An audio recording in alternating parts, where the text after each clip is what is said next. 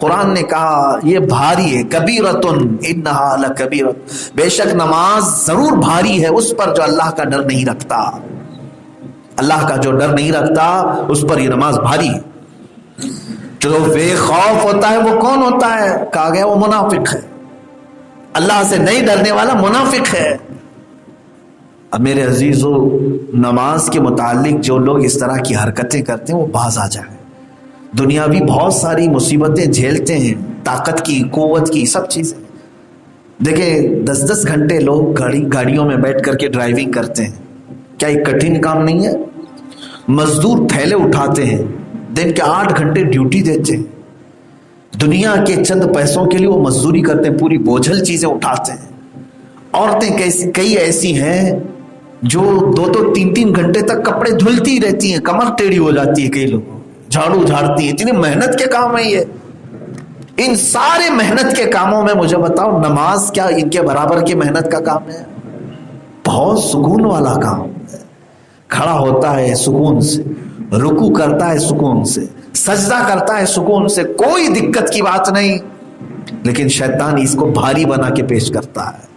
وہ عورتوں سے پوچھو ذرا جو دن بھر جھاڑو جھاڑ کر، کپڑے دھو کر، پوچھا مار کر، کھانا پکا کر تھک جاتی ہیں اور روتی رہتی ہیں بہت کام تھا، بہت کام تھا، اور وہ سب کر جاتی ہیں، بولتی نہیں، کرنا تو ہے، بوجھل ہے پھر بھی کر رہی ہے۔ نماز اتنی آسان ہے لیکن اسے چھوڑے بیٹھے ہیں۔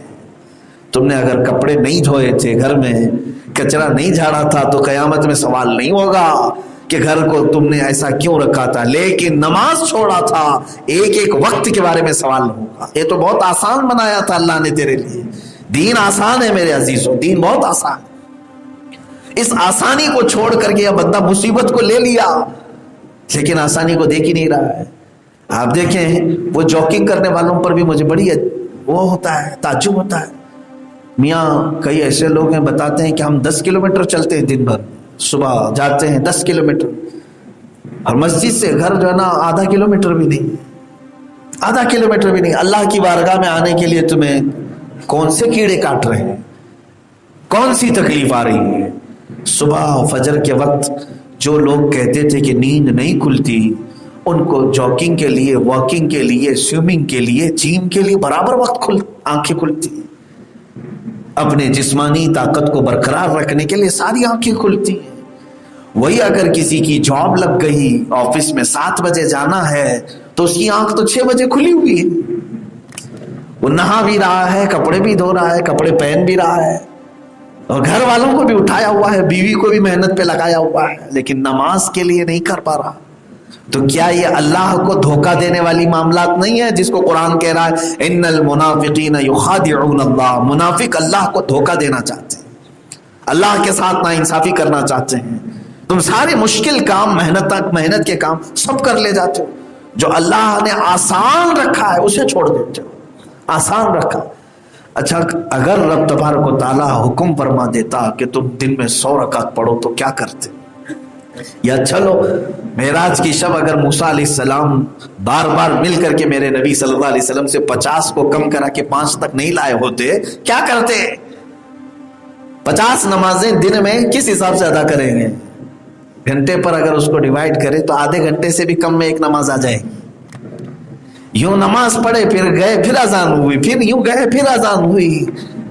24 گھنٹے کی بات کر رہا ہوں، پھر سوتے کب، کھاتے کب، کام کب کرتے؟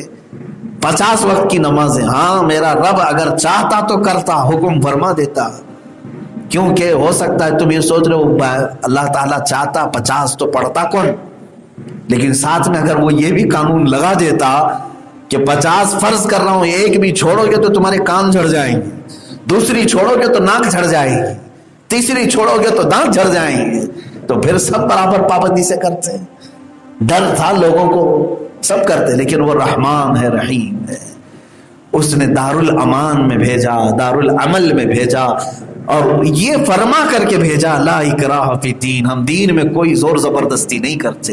فمن شاء فلیؤمن ومن شاء فلیکفر، جسے مومن ہونا ہے مومن بنے، جو کافر بننا چاہے کافر بنے، لیکن ہم آخرت میں ہر چیز کا حساب لیں گے۔ ایمان والے کو بھی اس کے اعمال صالحہ دکھائے جائیں گے اور کافر کو اور بدبخت کو بھی اسے برے اعمال کا بدلہ چکھنا ہوگا۔ عزیزان گرامی وقار، یہاں پر بے نمازی کے لیے اللہ تبارک تعالیٰ نے فوراً پکڑ نہیں رکھی۔ اس کا مطلب یہ مت سمجھو میں برسوں سے نہیں پڑھ رہا، میرا کچھ بھی نہیں ہو رہا ہے، تم دلیل مت بنانا اس کو۔ میری دکان بھی اچھی چل رہی ہے، بزنس بھی سب ٹھیک ٹھاک چلتا ہے، گھر میں بھی سب پیسے ہی پیسے ہیں، میں کون سی نماز پڑھ رہا ہوں۔ بعض لوگوں کو ایسا لگتا ہے نہیں پڑھ کر کے بھی سب اچھا ہی تو چل رہا ہے، کیا فرق پڑتا ہے۔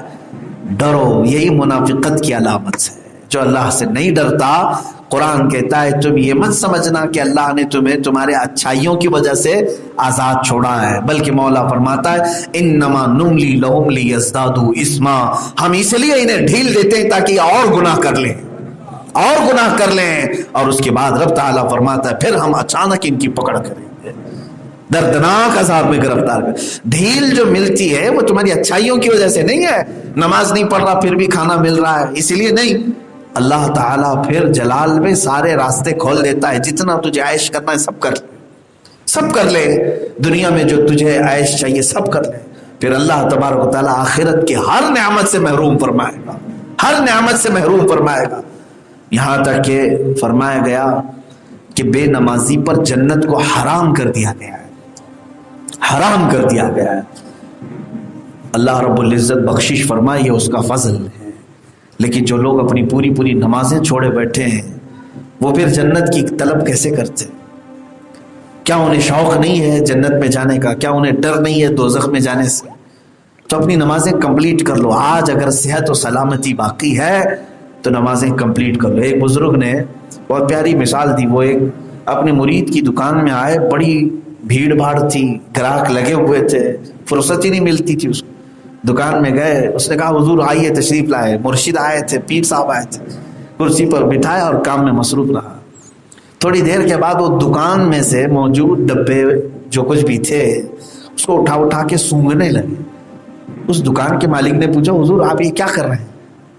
تو انہوں نے فرمایا میں یہ دیکھ رہا ہوں کہ کہیں تو اس میں کہیں پخانہ تو نہیں کرتا، پیشاب پخانہ تو نہیں کرتا، اتنی بھیڑ بھاڑ ہے تیری دکان میں، گراہک تجھے چھوڑ ہی نہیں رہا ہے، میں دیکھ رہا ہوں کہ پیشاب پخانہ یہاں کہیں کرتا ہے۔ اس نے کہا حضور پیشاب پخانہ کوئی بھلا دکان میں کیسے کرے؟ کہاں کرتا ہے؟ کہا طہارت خانے میں جاتا ہوں۔ پھر ایک تماچا اسے لگایا اور کہا تجھے تیرے پیٹ کی غلاظت نکالنے کے لیے بھاری اوقات میں سے بھی ٹائم ملتا ہے اور تجھے تیرے رحمان کی بارگاہ میں سجدہ کرنے کے لیے وقت نہیں ملتا۔ رب ذوالجلال کے حضور آنے کے لیے کیا تو یہ دنیا کی گہما گہمی روک کر کے نہیں آ سکتا؟ وہ صحابہ تھے میرے عزیزو، لوہے کا کام کرنے والے ایک صحابی، لوہے کو گرم کیا جاتا، تپایا جاتا آگ میں، وہ جب آگ میں تبدیل ہوتا ہے تو لوہے کے ہتھوڑے کو اٹھا کر کے اس کو بینڈ کیا جاتا ہے، شکل بنائی جاتی ہے۔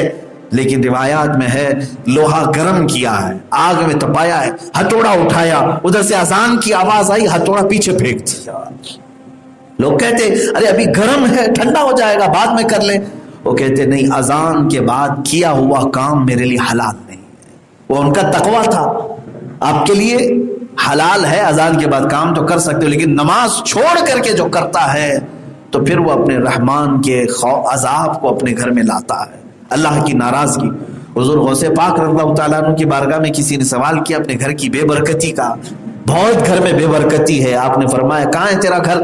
فرمایا فلاں راستے پر ہے، فلاں روڈ پہ۔ آپ نے فرمایا اپنے گھر پہ پردہ لگا لے، پردہ لگا لے، بغداد کی بات، اس نے پردہ لگایا گھر کو۔ پھر وہ آیا کئی دن کے بعد، کہا حضور گھر میں برکت بہت ہے، بہت برکت ہے، الحمدللہ ساری چیزیں محفوظ رہتی ہیں، آپ نے پردے میں کیا وظیفہ دیا تھا؟ غوث پاک نے فرمایا تیرا گھر، کیونکہ وہ مرید تھا غوث پاک کا، قادری تھا، آپ نے فرمایا تیرا گھر راستے پر تھا، کئی بے نمازیوں کی نظر تیرے گھر کے اندر پڑتی تھی تو برکت چلی جاتی تھی، برکت ختم ہو جاتی تھی، اس لیے میں نے کہا کہ کسی بے نمازی کے آنکھیں نگاہیں تیرے گھر کے اندر نہ پڑے۔ پردہ لگانے کے لیے میں نے کہا اللہ نے ان کی نظروں کی نحوست سے تیرے گھر کو محفوظ رکھا۔ جو قادری ہیں انہیں غوث پاک کا یہ فرمان سننا چاہیے، سننے سے تعلق رکھتا ہے، اور اسی لیے میرے غوث نے فرمایا پیران پیر میر میران سیدی عبد القادر جیلانی رضی اللہ تعالیٰ، وہ صرف 11ویں والے پیر نہیں ہیں جن کی نیازیں کھا کر موٹے ہو جائیں، ہاں ان کے نام پر صرف نیازیں منتیں نظریں کرنے کے لیے نہیں ہیں.